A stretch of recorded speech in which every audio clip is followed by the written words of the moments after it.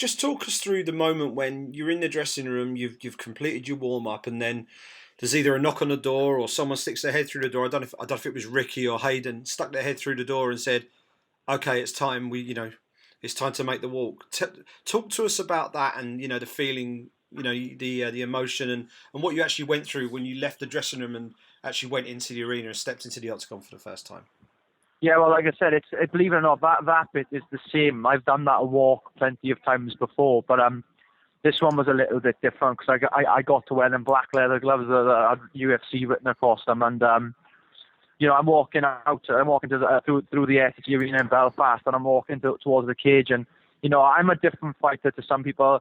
People say you shouldn't fight with emotion. I have to fight with emotion, and I'm just about to head out, and I'm bouncing up and down just outside the arena.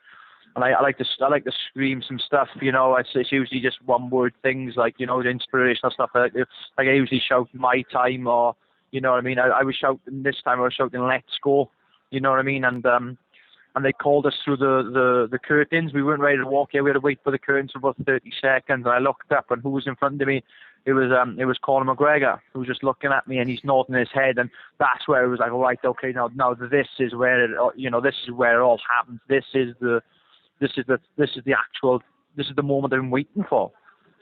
And he gave me a little nod on the way to the cage, and I'm walking down, and there's fans like touching me left, right, and centre, like touch my shoulders, trying to take my hat, looking for fist bumps and all that. And we get to the cage door, and it's, I say my last goodbyes as I always do for my corner team, because for me that little bit there is a very like close moment for me and my coaches. This is where my coach actually says, look, you've got to do this on your own now, and that's where the scariest bit of the whole thing, when you say goodbye to your team.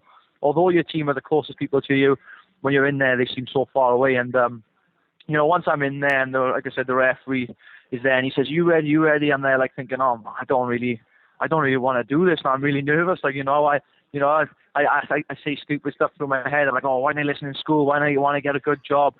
And then the fight starts, and you take that kick or you take that punch, and then everything goes out the window, and you do what you're trained to do then, And this fight, it was amazing. I remember a lot of the walkout. They usually black out before a fight, but I remember a lot of the fight. But this fight was different. I blacked out afterwards, so I don't really remember much after the fight. I think because I was so scared walking in there, and obviously the fight was a bit of a scrap, if I'm honest. But yeah, I walked out there. I might have taken a few punches to the head, but I lost like most of my memory. I think it was because the adrenaline dumped, if I'm honest. And yeah, it's a moment that I'm never going to forget, and it's a moment that's going to stay with me for the rest of my life.